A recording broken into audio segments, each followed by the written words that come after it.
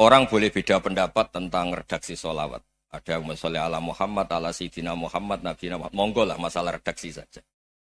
Tapi setelah dianalisis, Nabi itu Pak Rektor, jadi Nabi setelah Nabi Isa saking dihormatinya sampai dituhankan. Juga jadi Nabi yang ada cerita masih hangat, orang Yahudi itu bunuh Nabi. Jadi yang satu mendudukkan Nabi sedemikian tinggi sampai kayak Tuhan, yang satu menjatuhkan Nabi sedemikian rendah sampai dibunuh. Kayak apa susahnya jadi Nabi Muhammad SAW. Kemudian dengan gampang Hadaddin agama ini bikin syariat yang bernama sholawat. Redaksinya monggo lah sesuai tradisi masing-masing. Allahumma sholli ala Muhammad, Allahumma sholli ala Sayyidina Muhammad, ala Nabiyina Muhammad monggo lah. Tapi yang jelas redaksi ini kalau didiroyah dikaji. Allahumma itu Tuhan, Tuhan itu pemberi.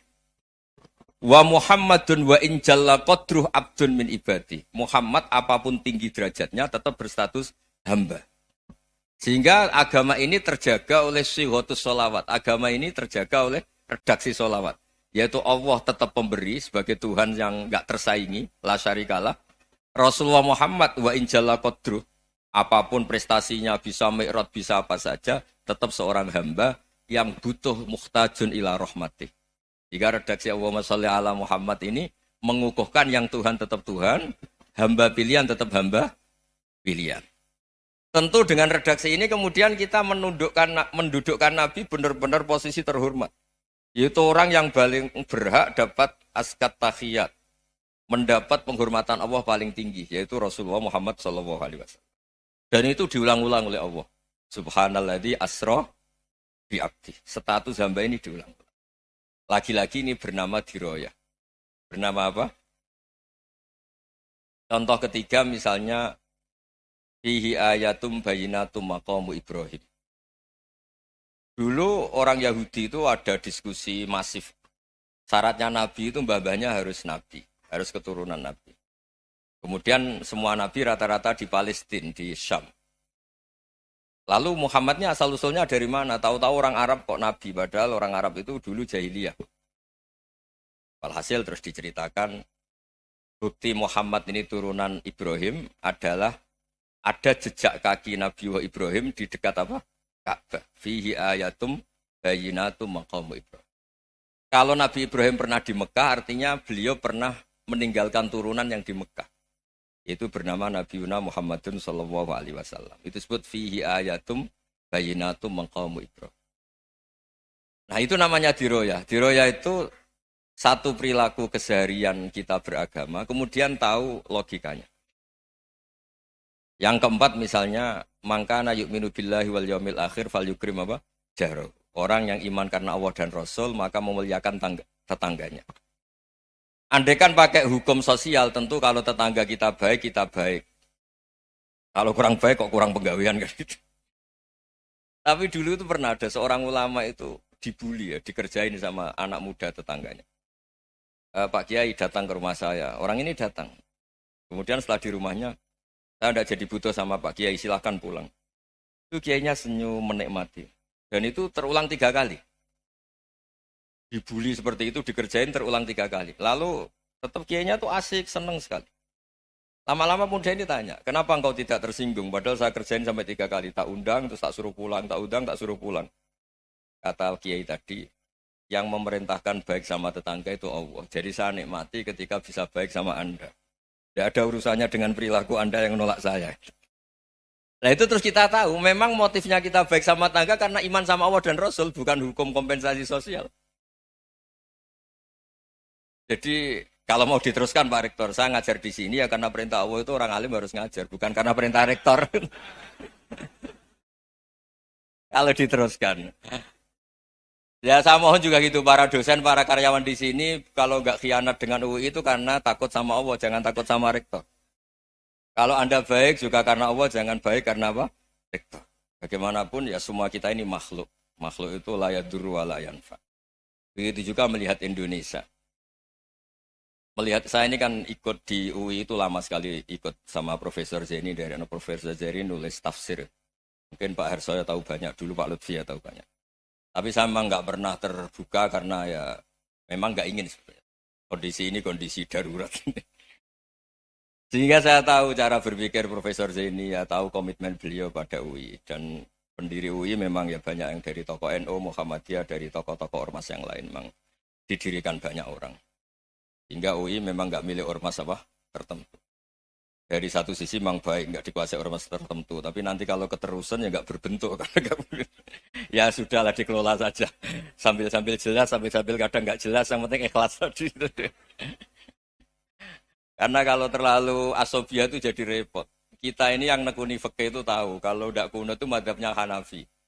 Kuno itu madhabnya Syafi'i. Tahu-tahu seakan-akan Imam Syafi'i itu NU, Imam Abu Hanifah itu Muhammadiyah. Padahal ini orang-orang yang sebelum NU dan apa? Muhammadiyah. Jadi kalau kita yang nekuni ilmu itu biasa saja dengan perbedaan. Tapi kalau orang-orang yang nggak siap dengan perbedaan itu sampai Allah disifati Ta'ala itu tidak terima. Padahal Ta'ala itu maknanya Maha Luhur, yang Maha Agung. Jadi ada seorang kiai kebetulan pidato pertama Pak Rektor. Assalamualaikum warahmatullahi ta'ala wabarakatuh. Mubalek kedua ini nggak terima karena itu dianggap bid'ah ada ta'ala. Hanya dia bilang Assalamualaikum warahmatullahi ta'ala wabarakatuh. Itu saking asobiahnya itu Allah ditambahi ta'ala itu tidak terima. Padahal ta'ala itu maknanya Maha Agung.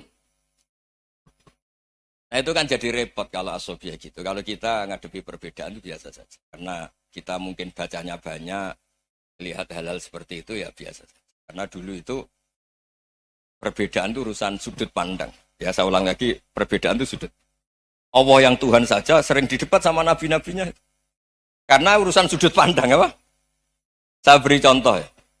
Suatu saat Khalilur Rahman Ibrahim itu saatnya meninggal sama Allah, Israel disuruh. Itu Ibrahim saatnya meninggal, ambil nyawanya. Setelah datang ke Ibrahim, ya Khalilur Rahman Ibrahim, saya disuruh nyabut nyawa Anda. Itu Israel dipaksa mikir sama Ibrahim. Hal ra'aita khalilan yumitu khalilah. Kamu tahu, orang yang mencintai kemudian bunuh yang dicintai. Itu logika agak benar. Akhirnya Israel kan nggak biasa debat. Kan nggak dilatih debat. Nggak pernah ikut lomba UI debat ilmiah. Dia taunya nyambut nyawa aja. Kembali ke Allah. Ya Allah, kata Ibrahim, hal ra'aita khalilan yumitu khalilah. Masa kekasih bunuh yang dicintai ya. Tapi kata Allah santai. Bilang ke Ibrahim, hal ra'aita habiban yakrahu ayyalqa habibah. Masa katanya dia cinta saya, kemudian ketemu saya tidak berani. Israel mater lagi. Logikanya gini Ibrahim, masa yang dicintai sama yang ketemu yang dicintai nggak berani. Ya udah ketemu aja. Katanya yang meninggal itu. Artinya kamu bisa saja GR tidak mati-mati karena merasa dicintai. Atau ingin mati karena mencintai. Nah maksud saya, dalam hal-hal seperti ini orang UI pasti nggak jelas. Katanya cinta Allah suruh mati ya nggak mau. Nggak jelas kan? Dibilang nggak cinta juga nggak mau. Tapi dibilang cinta kalau ukurannya mati juga nggak mau. Nah, tapi dalam banyak hal nggak jelas itu penting Pak Rektor. Penting sekali. Buatan guyon. Saya beri contoh sekian ilmiah, nggak jelas itu penting. Rasulullah Shallallahu Alaihi Wasallam itu dalam banyak hal itu disuruh Allah, memang disuruh supaya ngambil sikap seperti itu. Karena Allah itu punya otoritas penuh untuk bikin orang itu baik atau tidak baik. Wahsy itu yang membunuh Sayyid Hamzah, orang paling dicintai Nabi, di antara yang dicintai Nabi. Qatalahu Wahsyun, dibunuh oleh Wahsy. Nabi secara basarnya itu gak suka sama Wahsy. Sampai cara lahir ya ingin, corong Jawa ingin masuk nol. Tapi apa kata Allah? Laisa laka minal amri syai'un aw yatuba alaihim aw yu'adzibah. Itu tidak wilayah kamu Muhammad. Malah Wahsy dikasih tobat sama Allah. Khalid bin Walid. Itu perang Uhud kalah, itu karena ide brilian Khalid bin Walid. Pas itu masih panglima kafir. Yaitu pura-pura kalah, ghanimah dilepas, sahabat turun, pasukannya naik, walhasil orang Islam kalah.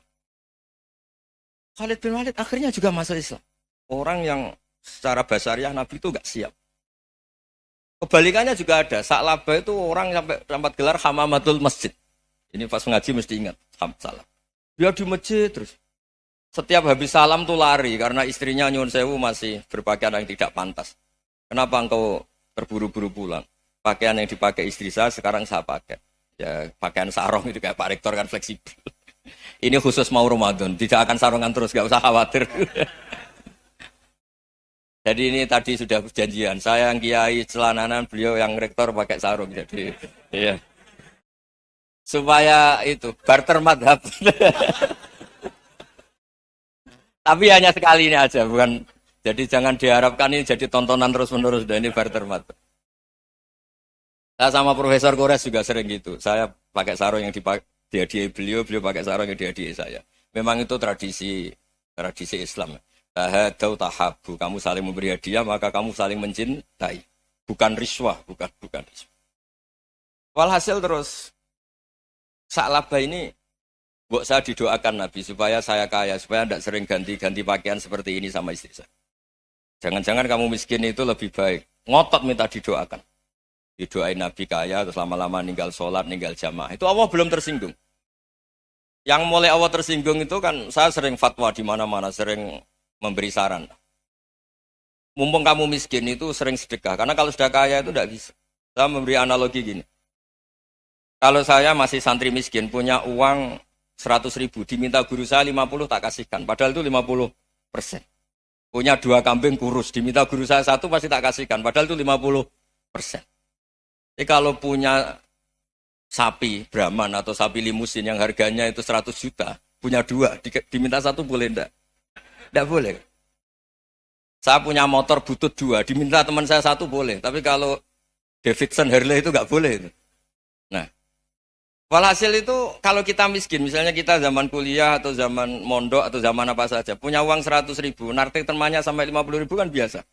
Tapi setelah 1 miliar, berani nggak kamu kasihkan 500 juta? Sama-sama 50%. Enggak kan?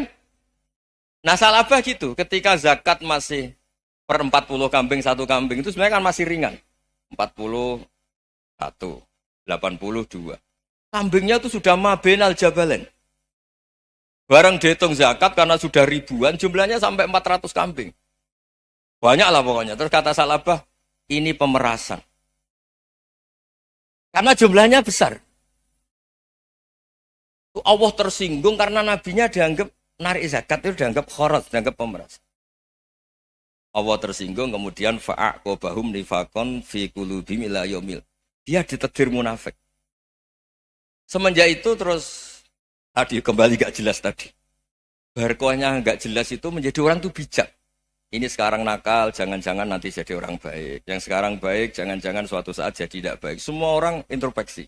Gak ada jaminan kalau kita sekarang baik akan baik terus. Gak ada jaminan kalau kita sekarang buruk akan buruk terus. Sehingga terus banyak kiai-kiai bijak itu memang lahirnya nggak tegas. Tapi nggak tegas itu yang menjadikan bijak. Karena sama-sama mungkin. Itu yang disebut laisa laka minal amri syai'un aw yatuba alihi mau yu'adzibum. Itu tidak wilayah kamu. Ketika Allah mengomentari orang munafik juga wa yu'adzibal munafiqina insya'a aw yatub. Bisa saja ada yang disiksa, bisa saja ada yang dikasih tobat. Karena pola yang kita analisis itu semuanya menurut kita. Bukan menurut kemaslahatan orang apa? Banyak.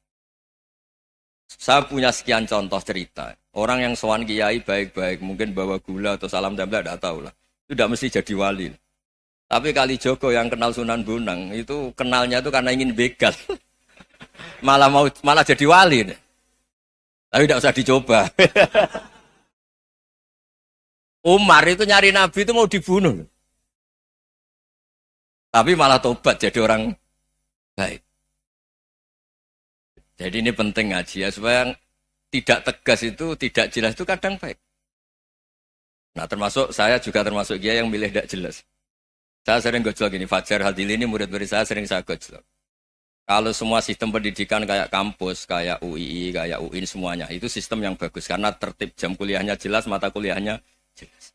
Kalau di pesantren itu Pak Arso, itu nggak tertib. Tapi justru itu enak ketemu di jalan orang berani tanya. Nah, ini kalau mbak-mbak misalnya menstruasi, mau belajar haid nunggu semester berapa baru tahu. Itu bisa sekian tahun nggak sholat karena nunggu pelajarannya baru diterangkan. Mau haji juga gitu, nunggu mata pelajaran haji. Kalau nggak jamnya, nggak mau dosennya ngajarin. Ya, kalau kiai kan enggak, ketemu di jalan tanya, dijawab. Jam berapa juga dijawab. Artinya Indonesia itu berkah, ada sistem kampus yang tertib. Ya semoga termasuk tertib gajinya. Tapi tertib gajinya itu juga sebenarnya rugi. Saya sering ada pegawai negeri Gus, tolong doain saja di PNS enak jadi. Gajinya tetap. Kata saya nggak mau kalau gaji saya tetap. Kok bisa Gus enak tiap bulan mesti dapat gaji. Kalau tetap nggak naik-naik kata saya. Kalau kiai gajinya nggak tetap, tapi di atas yang tetap kata saya. Artinya Indonesia itu berkah. Kalau semuanya pakai sistem pendidikan setertib ini, orang mau tanya khaid ya nunggu pelajaran khaid. Bab haji ya nunggu pelajaran haji. Tapi kalau ketemu kiai itu enggak. Ya pokoknya saya pernah di pasar, Gus mau tanya. Tanya apa? Anak saya keluar darah terus gini-gini. Padahal biasanya khaid hanya 7 hari gini-gini. Ya sudah kembalikan ke biasanya rudat ilal adat. Itu enggak usah sowan ke rumah. Juga enggak registrasi dulu, enggak daftar dulu. Ya ini enggak nyindir cerita saja. Supaya ini bukti koalisi beneran. Jadi saya yang kiai enggak tertib jam, koalisi sama yang tertib jam. Jadi kalau semuanya sistem kampus, nanti pertanyaan itu enggak bisa on time, enggak bisa setiap saat. Makanya Indonesia itu berkah. Kiai-kiai yang alim yang di jalan-jalan banyak. Juga kiai yang di kampus dokter-dokter fikih banyak. Yang nekuni ilmu umum ya banyak. Macam-macam. Itu masalah itu kalau saling mengadili itu baru masalah. Misalnya kiai ngeluh, nggak enak jadi kiai, tidak punya gaji tetap. Yang dosen ngeluh, nggak dicium tangannya. Karena memang unik Indonesia itu. Kalau guru fikih kok dosen itu tetap nggak dicium tangannya. Karena pikirannya anak-anak itu, sudah bayar disuruh nyium. Itu kayak di alam sadar tuh gitu. Kalau kiai itu kan anak-anak gak bayar itu. Ya opanya cium tangan itu. Makanya kalau kiai-kiai tidak keramat bisa mati. Karena cium tangannya doang itu. Bisa mati itu kiainya. Ya ini cerita. Supaya saling menghormati. Saling menghormati. Jadi kalau makanya itu pakar-pakar akhlak ya. Pakar-pakar etika peradaban. Itu tertampar betul ketika Nabi urusan ilmu itu mengabaikan itu kalau sudah urusan ilmu. Misalnya begini, ada urusan ilmu. Ada mbak-mbak cantik atau ibu-ibu cantik. Itu dalam Islam itu diajarkan jangan sopan-sopan banget. Kata Nabi, karena kekuatan ilmu itu di atas kekuatan akhlak, di atas kekuatan adab. Ya nisa an-nabi lastunna ka ahadim minan nisa. Ini taqaitunna fala takhdu'na bil qaul. Fayat ma'alladhi fi qalbihi maradun. Misalnya ada mbak-mbak cantik, menarik. Kemudian sopan misalnya sama Pak Fajarin sama dosen-dosen. Monggo binara. Wah itu bahaya pikirannya kemana-mana itu. Orang yang imannya pas-pasan, berarti mau. Maksud saya kalau cantik, menarik ketemu di jalan, biarin aja dosennya. Mau kemana biarin aja. Gak usah dihormatin. Kalau dihormatin, Pak mau kemana sadereno bisa bahaya. Nah, biarin aja. Kalau tanya, Dek ini alamatnya mana? Cari sendiri Pak. Karena hanya dengan cara itu, si Pak dosen ini gak kepikiran. Gak ada orang suka, orang kedus itu gak akan. Tinggal sudah cantik, sopan. Wah bisa pikirannya macam-macam. Itu ilmu. Fala takhdu'na bil qaul. Kamu jangan terlalu lirih kalau ngomong. Fayat ma'alladhi fi qalbi maradun. Orang yang pikirannya masih kotor, pasti berpikir yang negatif. Anda mungkin demi sopan sama dosen Anda. Tapi sejauh mana dosen Anda juga berpikir positif. Itu kan uji iman sama uji nyali. Nah, sama pejabat yang sopan sama kiai mungkin punya Alphard, punya Robicon, punya terus bawa uang banyak. Terus sama kiai cium tangan hormat. Jangan-jangan kiainya yang pikirannya macam-macam. Ini berarti bisa jadi muhibbin potensial misalnya. Nah, saya ini termasuk kiai yang pengagum ilmu. Sehingga saya sama orang yang medit, yang kikir sama saya itu saya senangnya bukan main. Kenapa? Karena kalau orang medit itu gak berhak nuntut. Tapi kalau orang lomo 1 juta minta surga, 2 juta ya minta apa? Surga. Gus salam template 200.000 aja kadang minta surga. Tapi kalau yang kikir-kikir ya sudah salaman tok sudah. Gak minta apa-apa kan dia tahu diri, gak bayar kok minta. Maksud saya, Islam itu luas, dinikmati saja, Bang. Dinikmati saja. Nah itu diroya, maksudnya itu diroya. Diroya itu, kamu tahu aturan Islam itu, kamu harus yakin khairihi wa syarrihi minallah. Semua itu ujian, tapi kemudian dikaji. Makanya saya ini termasuk pengagum Imam Syafi'i. Imam Syafi'i itu dikasih tahu. Ada orang yang di depan engkau cium tangan hormat tuh di luar ngomong-ngomong, ngata-ngatain Anda. Imam Syafi'i tertawa-tawa sowan. Loh, Anda ini dikata-katain di luar kok. Kok tidak kamu anggap munafik malah tertawa. Berarti saya wibawa, di depan saya nggak berani. Dianggap enteng saja. Dibilangin, sebagian orang kampung sini nggak suka sama engkau. Baguslah, tidak akan pinjam uang sama saya. Di mana-mana orang pinjam minta tolong itu karena seneng. Kalau benci kan enggak. Intinya dianggap enteng saja. Yang terjadi di dunia itu semuanya dianggap enteng saja. Man asa ilaika fakot atlakoka. Yang berburuk sama kamu itu membebaskan kamu. Coba kalau akrab, titip. Ya misalnya akrab sama Pak Fajar. Bilangkan ke Pak Rektor, sangkat tuh jadi guru tetap atau apa, kan ribet. Kalau tidak cocok kan nggak minta apa-apa. Makanya hati-hati Pak Rektor sama yang akrab-akrab itu. Itu dulu saya juga nggak paham. Di antara wasiat Bapak yang sering diulang-ulang tuh itu. Suatu saat kamu jadi kiai, ngelola orang nggak seneng tuh gampang. Sudah, situ orang lain. Tapi kalau ngelola orang seneng tuh repot. Mintanya aneh-aneh. 100.000 aja minta surga. Hanya teman tenis saja minta naik jabatan. Intinya itu ya sudahlah dikelola. Yang seneng ya berkah, mungkin teman berjuang, teman diskusi. Yang nggak seneng ya berkah, karena ini tidak minta macam-macam, nggak seneng. Nah itu namanya diroya. Diroya itu satu kajian keilmuan yang menjadikan kita ini nyaman dengan riwayat-riwayat, panduan-panduan dari Rasulullah Shallallahu Alaihi Wasallam kayak tadi. Kenapa sih tentang baik sama tetangga, baik sama tamu? Hitung-hitungannya itu mangkana yu'minu billahi wal yaumil. Saya pernah dicium sama orang miskin yang akut, miskin betul. Itu tak ajarin, Anda ini lebih hebat ketimbang orang-orang kaya. Misalnya gini, misalnya ada komunitas rektor atau kiai besar. Saya ini kata orang banyak termasuk kiai besar. Mungkin kalau pinjam uang itu karena mau beli mobil, aksesoris mobil, karena kita kiai top atau rektor atau orang-orang top. Kalau sesama orang miskin itu pinjem-pinjemannya itu urusan beras, itu urusan nyawa. Keren mana? Nyelamatkan nyawa sama aksesoris mobil. Nyawa. Jadi pahala kamu pasti lebih besar itu. Itu senengnya jadi orang miskin terus keterusan sampai sekarang.